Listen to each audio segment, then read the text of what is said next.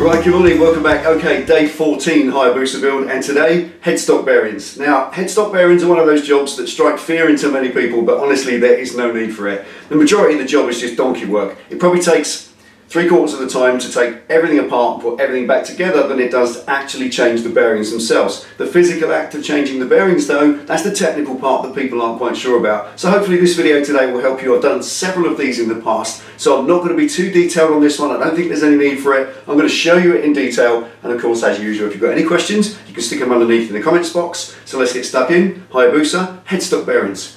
Let's go.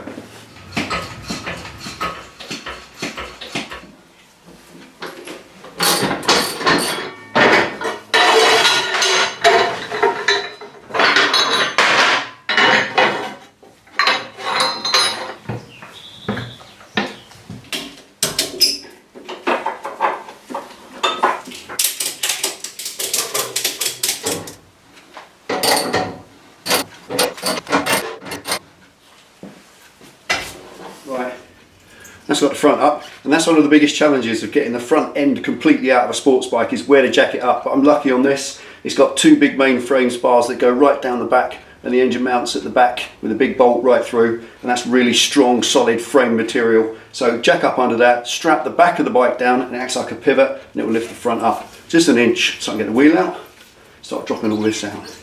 Work safe. One of the reasons I'm not going to be doing fork seals on this at the moment, even though that's clearly gone, is you might be able to see there. I'll just bring your eye in. It's got the famous brass penny on the front. There we are. And you see that? That's the nickel underneath the chrome, and it indicates that now we've jacked it up and the forks have extended all the way out.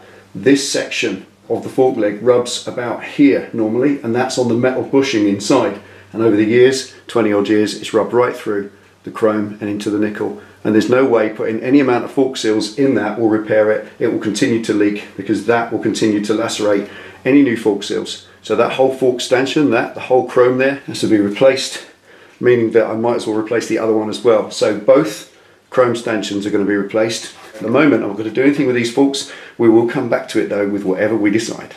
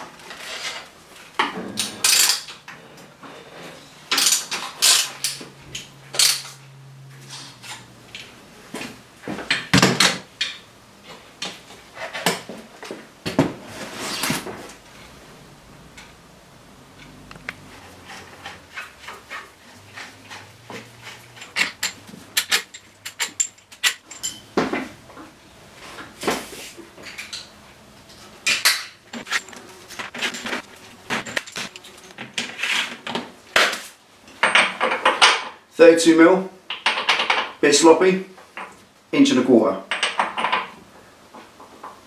Lovely.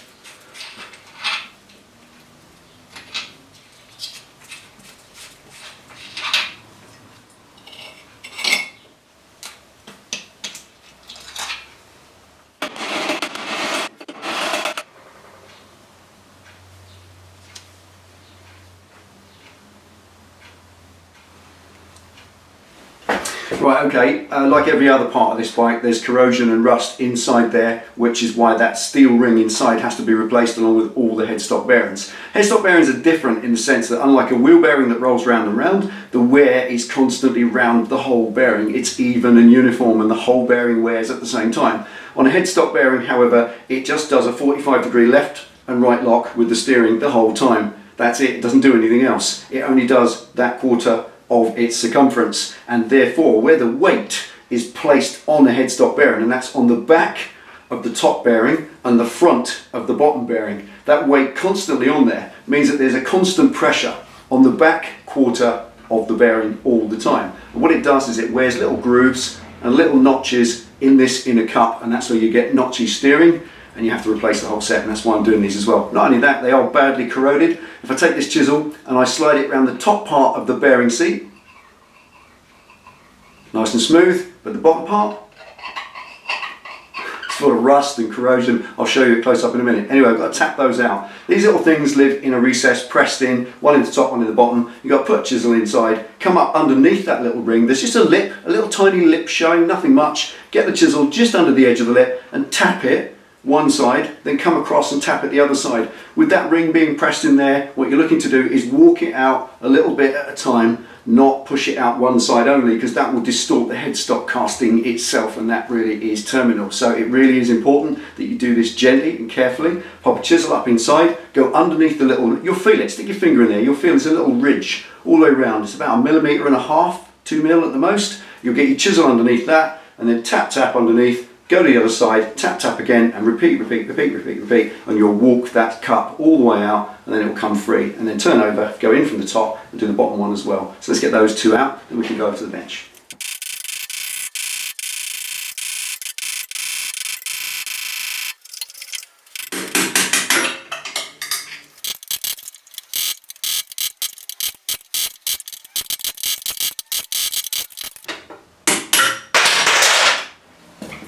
Okay, roller bearings, ball roller bearings, as opposed to taper roller bearings. Do they need replacing? Well, rust, yuck. Check that out. They rattle because there's no grease holding them still, and they're all red rusted, and they're all rough and raggedy, so yep, definitely. But the most telling part of all on these is if you wipe out the little seat that they sat in, there's a permanent scar in there from rust. That's the normal, let's turn it round, that's the normal finish that the ball bearings roll against. And if you come round to what was the lower side, laying back against the tank, so gravity has left water in that, and it's literally rusted out that bearing cup. They're stainless steel, but it's obviously still corroded, it's worn through the surface, and it's in a right old mess in there. And the action on these bearings, when they're dry and there's all rust and whatnot, they're all crusty and crunchy and nasty. So even though they only do that 45-degree thing, it means the steering's just horrible. There's always a crunch to it, it's not nice. And at high speed, tiny little changes in direction, especially you can do track days and that kind of thing, the fact that your forks need to be absolutely glide free, they need to glide like liquid, there needs to be absolutely no resistance there, no notchiness, for goodness sake. Notchiness will lead you off into the gravel, and that rumbling feel, that's nasty. So yeah, definitely. Anyway, let's get that inner bearing cup. There's one of them stuck to or pressed onto the spindle. Let's show you how to get that out.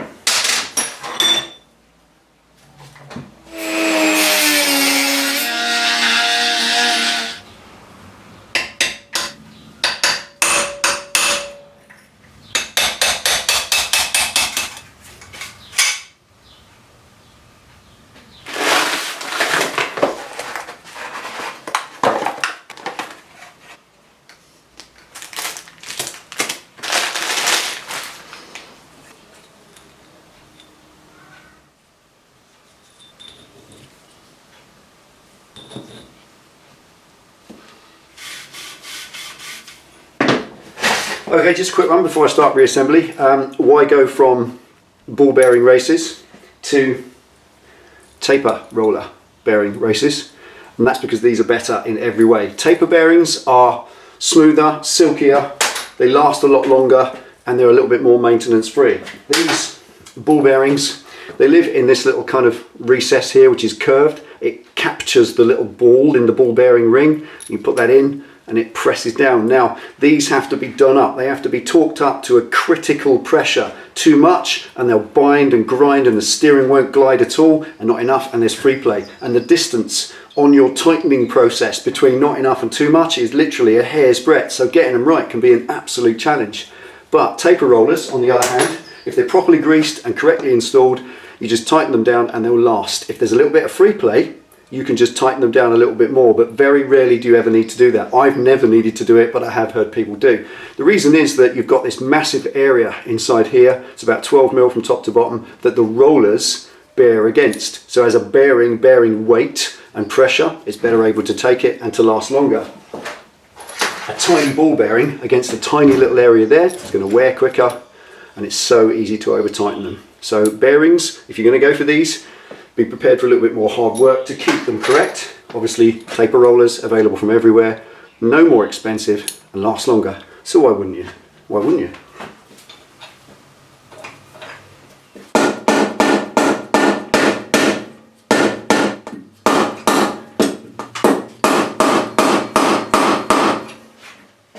Okay, very quickly, a couple of things if you can do this yourself. It's this whole concept or business of heating up the hole properly with a blowtorch and then putting bearings in the freezer.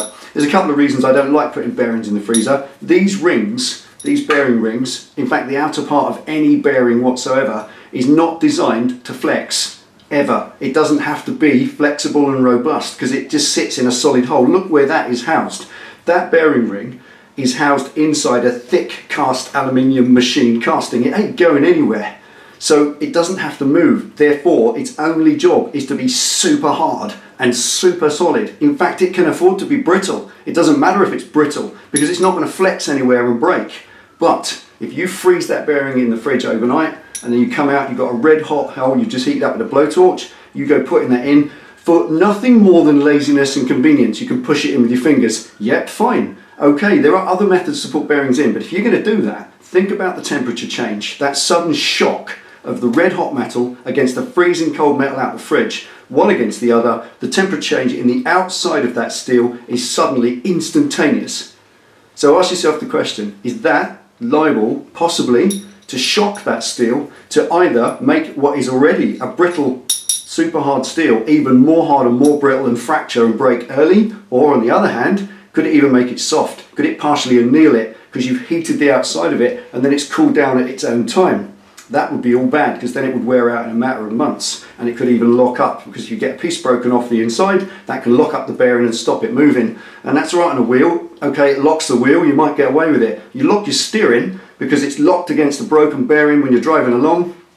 You can work out the rest, can't you? So heating up the hole and putting in a fridge bearing, I don't do. And the bearing at room temperature only, no more harsh than that. But you do what works for you.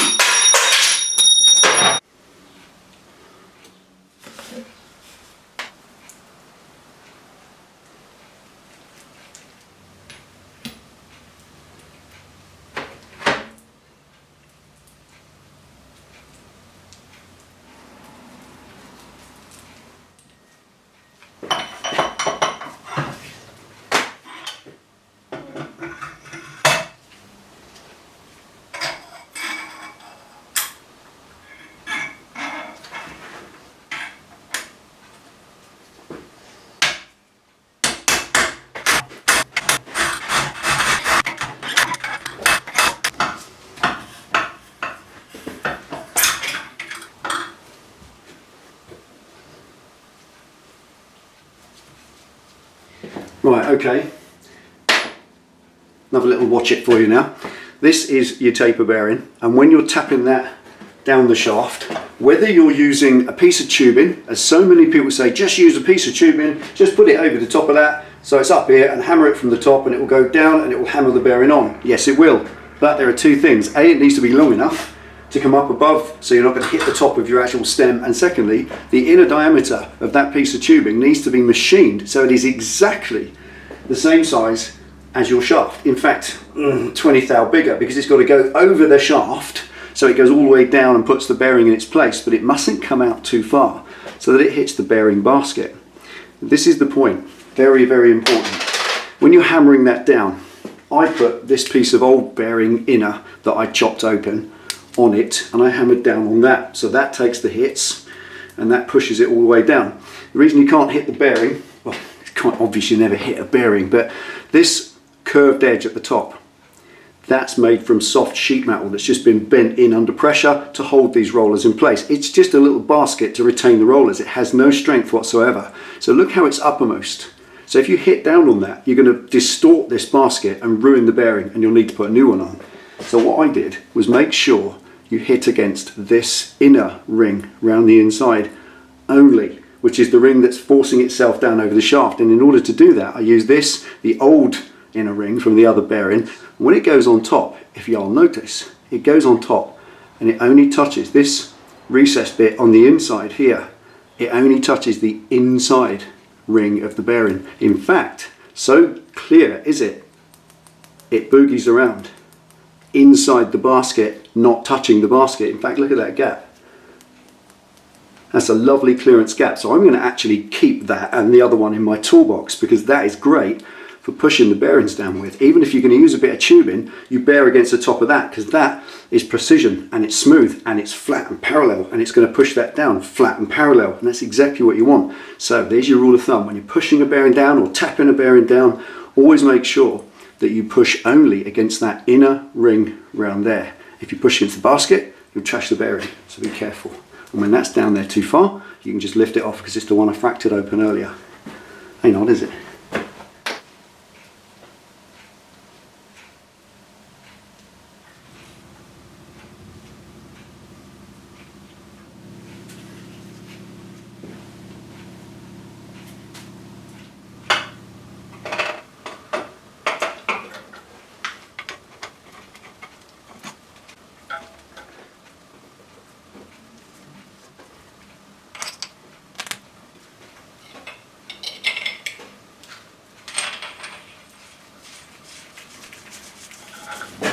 Right, just a heads up when you're settling this in, put everything together, chuck the top bearing in and the rubber seal, then the dust cover, then put your first of your two collars on. This second collar is just a lock. It just locks that one up and stops it moving. It's not important in terms of tightening it up. So the first thing to do is get your C-spanner, and I can lean on it and do it up nice and tight. Now the purpose of doing that lock nut, or that ring up really tight, first of all, is to push the two bearings into place, to seat them effectively, to get them right into their grooves, ooze any spare grease that I've put in there, and that grease doesn't want to be in between bearings and faces. So as you squeeze it in, it forces it all out of the way, and you've got a nice, practically metal to metal finish with a thin layer of grease between. Correct. Then back it off. Now once you back it off, the two have now seated, they're in their place, they're not moving. Only back it off a bit, don't come right out so it drops out again, just enough to back it off and loosen it. Now we set the free play. And you can do this mostly with your fingers.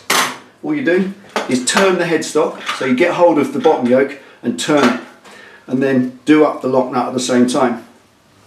As you do it up, you'll feel it get tighter. There it is. That's it.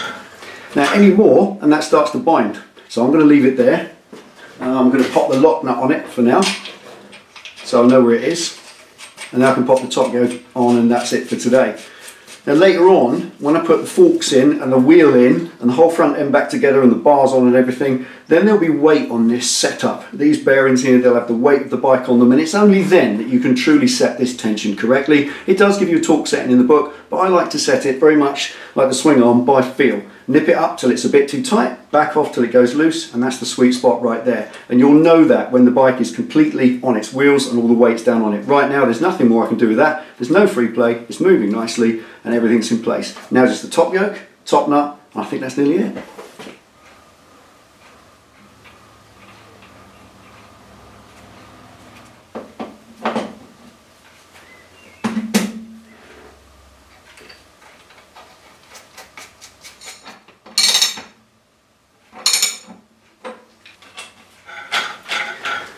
Right, there we are, that's it. Hayabusa headstock bearings, as simple as that. Now this is the point where you just start the rebuild, and that might be another hour or so of your time. But I'm not going to do it because it's a project. I need the front end out because I've got to replace those fork legs, and there's a few other things I want to do as well while I'm here, like the radiator and the oil cooler, long before I start putting all the front end back in. It's a project like anything else, and you do them in order so that you're not treading over the same footprints twice. So that's it for today. Now, if you're going to do this kind of work yourself, I hope this video has been of use to you. It's the actual nucleus of installing the bearings themselves that this has been about. It's the cups, how to tap them out, how to tap them in, make sure they're nice and straight, how to tap the new bearing down onto the stem, and make sure you don't damage anything in the process. The bearings cost quite a bit. Those are about 30 odd quid to buy a pair of bearings like that. The all ball ones, or all balls bearings, are the ones I believe that are practically the most respected I've ever seen. I know loads of you have used them, and you tell me all the time that you absolutely trust them. So there we are, all balls bearings in the headstock. Job done. That's it for today. You can do no more. I'm going to leave that with you. I'm going to update the board. Take it easy, ride safe.